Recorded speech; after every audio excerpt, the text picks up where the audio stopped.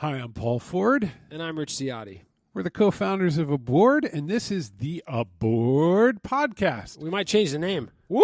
Yeah, it's true. We're having important marketing discussions about the right way to get out there in the world. But wait, Rich, before we get into it, what is Aboard? Aboard is a data management tool that uses AI to spin up really useful software that takes care of what you need, whether you're collecting, workflowing, researching. It's just a really, really flexible software platform that kind of asks you what you need and it spins it up. It's pretty cool. You should check it out at aboard.com. That's the place to go.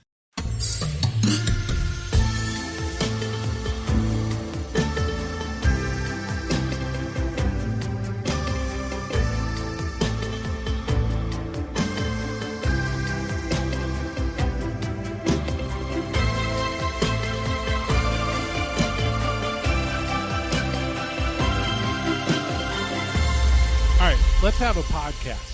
Let's have a podcast. Paul, I have a saying. It's not really a saying. It's actually like the worst, most boring fortune cookie. All right, let's go. Ready?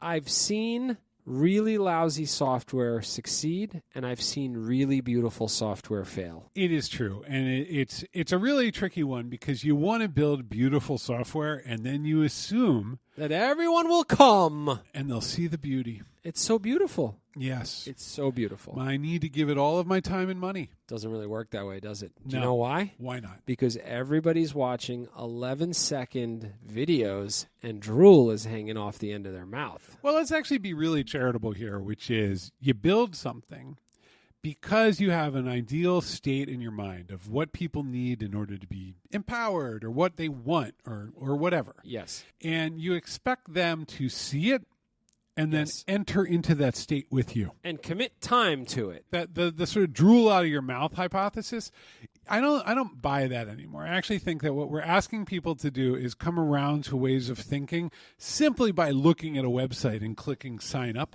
Yeah. And I think that in the early days when all of this was really new, including like software as a service, like Slack and stuff like that was like still pretty new. Yeah. They could do that because they're like, I need to understand this new world and I'm willing to give it some time and attention just to like get my bearings. Do you think that people's willingness to give it time and attention is diminishing? Like today, it's a lot less time and attention than 10 years ago? Look, let me not talk out of school here. If you look at our product, it does a lot of things that other products of the last 10 years do. Yeah. It has a table view. It's about data. Yeah. Right. Yeah. We've talked about our competitors and our peers on this podcast many times, right? Yeah. You've heard of the term time to value? TTV. TTV? Yes. Do you know what is it? It is the time that it takes for a user to achieve value that they perceive out of the interaction that like they're like, I want and need this in order to accomplish my own goals. That's right. This makes me think of our dear friend Andy Bio of waxy.org put up a video of someone buying a camera on the internet. Yeah. It's like 12 minutes long, and she goes on AOL and then goes to shop.ibm.com. I'm not kidding. Whew. And apparently IBM back then, this is like predating Amazon. What they did was they hosted a lot of different storefronts on IBM. Oh, yeah, this makes sense because they had like a commerce platform. They had a commerce platform. And so she navigates around, and I'm not joking. It took her about 10 minutes to walk you through the purchase experience. First off, she's on a modem, so it's slow. Right. And she's, now we put our credit card in. She can't believe she can do this. Right. She is utterly delighted. She's delighted that in 10 minutes she will be purchasing a camera, which will take 2 weeks to get to her. Time to value back then was 10 minutes. She couldn't believe it. It was just joy. Absolutely. She's like, look at this. And then she opens the box in the video and she says, looks like it's in good shape. Oh, wow. So wait, now, let's. What are some products that have immense time to value or incredibly low time to value? I would say Google Docs is a good example. You open up a web page, it's an app, and you can start typing in a few seconds. Let's get the dopamine hits out of the way. When you open the TikTok app, it starts playing a video and you haven't signed in yet. Right. So the value there, the fun experience is the value. In seconds, right? It's like in like 2 seconds. And so signing in, and this is something we've debated at a board, whether we should make our capabilities visible without you even signing in, so you can see the value of the thing. We do some of that. You can publish your content and anyone can look at it without logging in. The AI juicy stuff, you have to sign up to try. Correct. And there's a strong argument to be made that people should be able to come in, put data in, do stuff with it, and then it says, do you want to save this? Yeah. And then you need an account. And then you sign in, right? So TTV has gone down. We have been guilty of this probably 4 times already in the history of this startup. We are like weeks away from launching some new version, and then we look at each other and we say, oh, shit, we should do onboarding. Yes. It is just us being told we have to finish our Ps. Well, we ate dinner, man. There are many categories. You're not getting up until you finish your Ps. There are categories of work in technology that just are the worst. And so in engineering, it's documentation.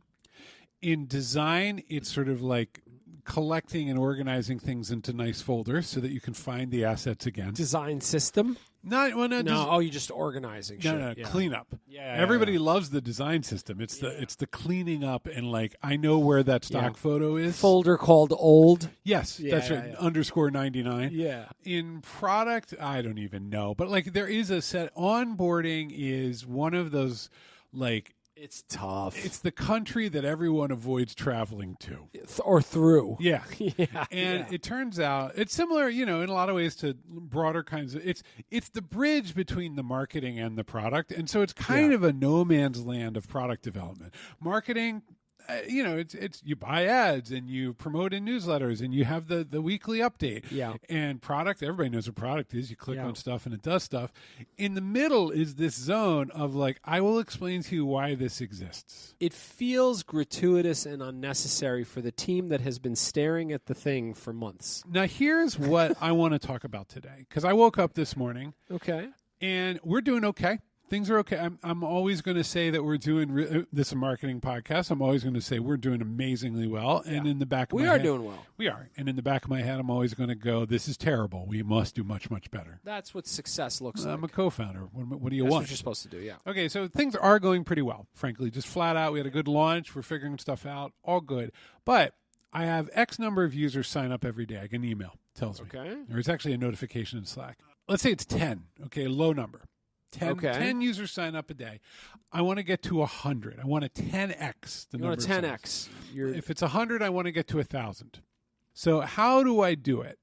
What are your thoughts about how to get 1,000 people to sign up? That's what I want to talk about over the next 12 minutes. Well, let's get one thing out of the way. We are not a viral product. No. There is no gamification. There's no hearting. There's no share this cool thing and make others happy. So there is no virality to drive growth in a board. There's some you could collaborate with others, but that's very different than check out my Instagram post. We consciously built a product for groups of around, that really starts to hit a sweet spot with 8 people. Yeah. It can go further. It can be for individuals. But we didn't build something where hey, all 5 million of you need to check this out. No, that's not. So let's get that. We don't have that quiver in our. I mean, Slack is arrow in our quiver. Slack is a perfect example. Tell me, Robin Hood. Arrow in our quiver. Okay.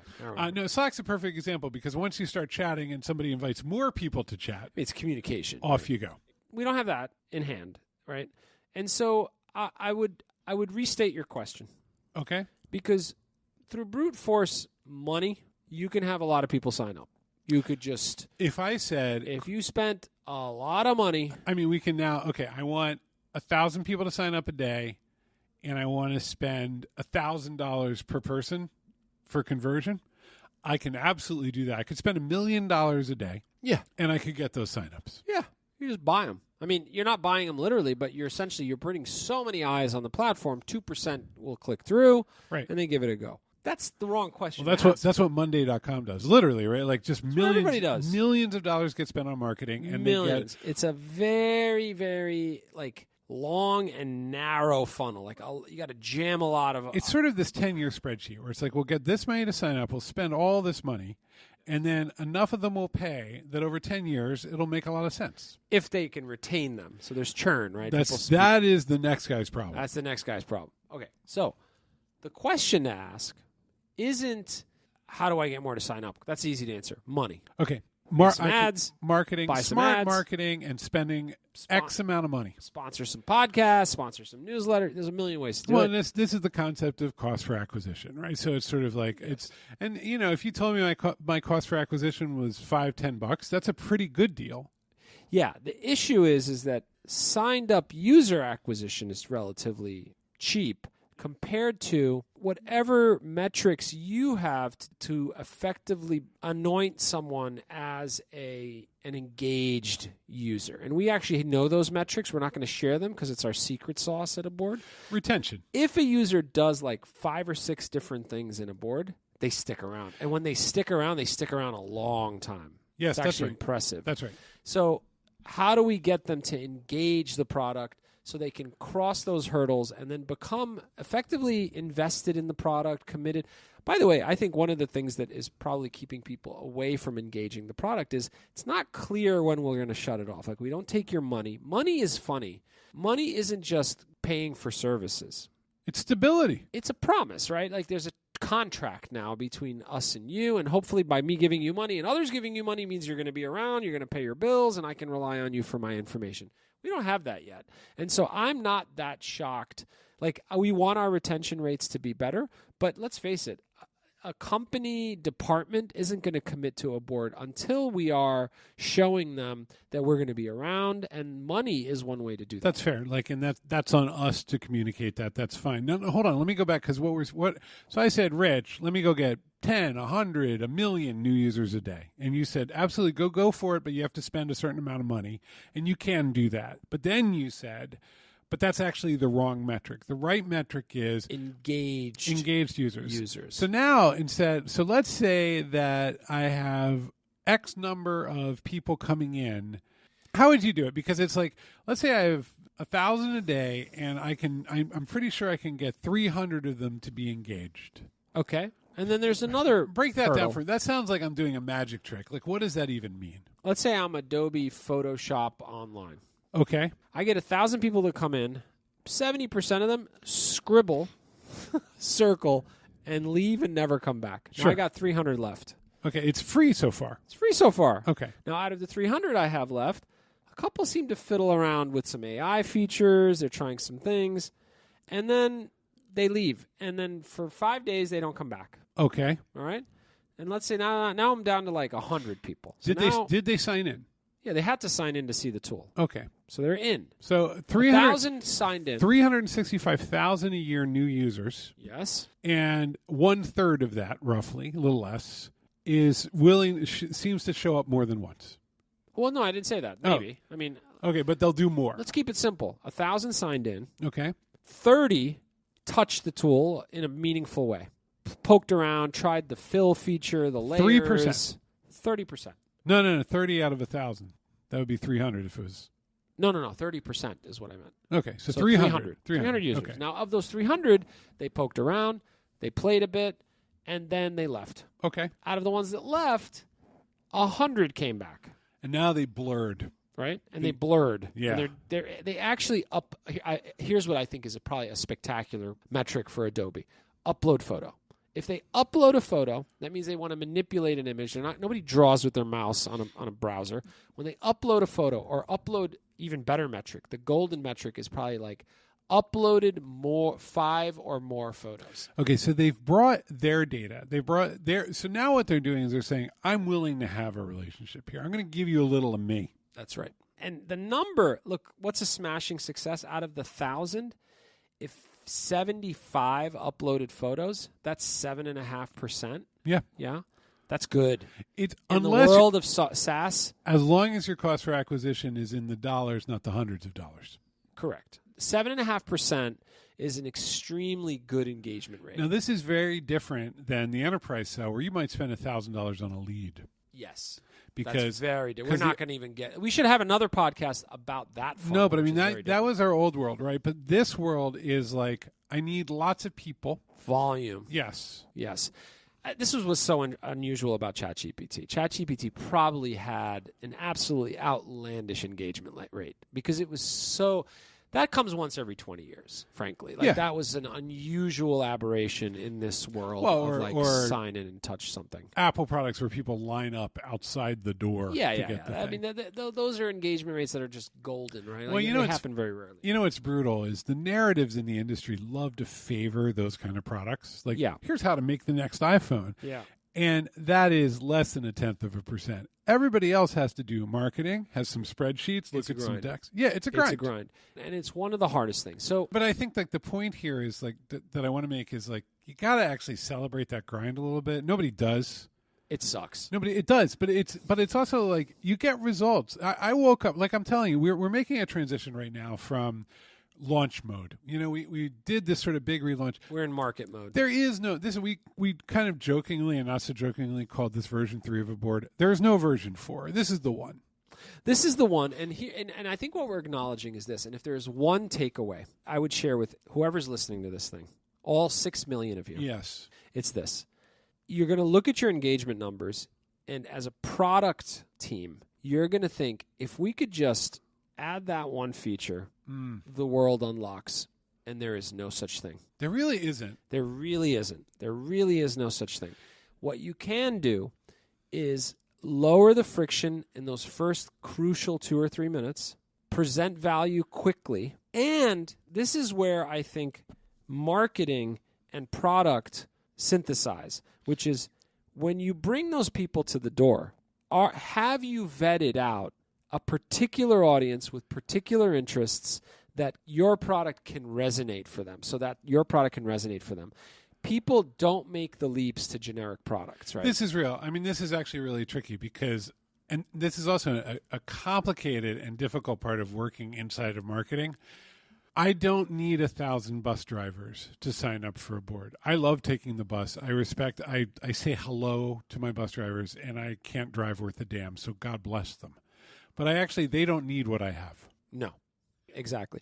And when you tell that story, I think it's an unusual thing in product, right? In technology products, which is what you want to do is tell, because technology people are lofty, man. They love to tell you, you know what? Your relationship with photography is about to end. Yes, that's right. And a new one is about to begin. Honestly, what you just said is incredibly sane. For technology is like, have you ever considered what it would be like to buy in the cloud? Right. It's insane. It's insane. Versus what works. I'll tell you what works. What works is get to your recipes 70% faster. Right. And make them look pretty. Right. It's very basic, man. And then when you take them through that journey, don't detour them over to your big lofty vision. Stick with your story. You promise them a thing, give them the thing. You know what is the gold standard here? And I've said this before. Mobile games. Mobile gaming is the gold standard in time to value. What has happened with mobile gaming is when you load that game for the first time, you're playing it.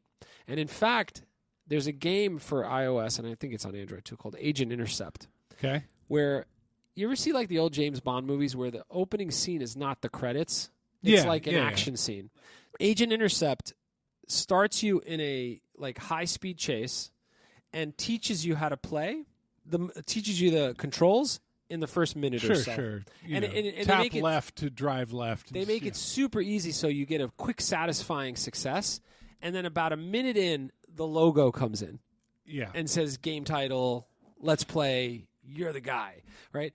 That is utterly optimized. Essentially what they did was they said, you know what, this isn't about us. This is about you. You are the star of this movie. You want to play a game. You want to play a game, and you are the center of that game. So I'm going to give you you're going to win the first round. But look what they achieved. A, they taught you how to play it. B, they gave you a win. Yeah, and now you're leaned in to keep playing. By the way, I'll tell you what the name of the game is and who the game company is. That'll come later. Don't worry about that. Yeah, right? yeah. That is utterly user-centric. And what you find with software, here's what they know. They know you installed that game in a minute, you will uninstall it in another minute. Like, it's the most brutal environment in the world. The phone in hand is brutal. So enterprise software in general, productivity software, they could always learn from that laser focus around that absolute fear and paranoia of abandonment that game developers, good game developers, use. All right, so this is what you are actually saying to me.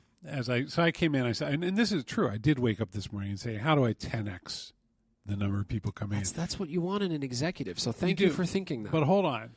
So I'm coming to you and I'm saying we need to 10x this, and you're saying you can spend money and you can get 10x the number of people to come to the website and sign up for the product. But if you focus on that you're like, we'll turn those dials. There. No, we'll turn those dials. Yep. We'll figure out 10x, Yep. 5x, 2x, whatever. Yep. We'll spend money on marketing. But instead, you should be optimizing the bridge between the value that the product provides, which we think we have a good solution for all kinds of data tools. Yes. And people getting past that website to that initial sign up. There's a chasm there.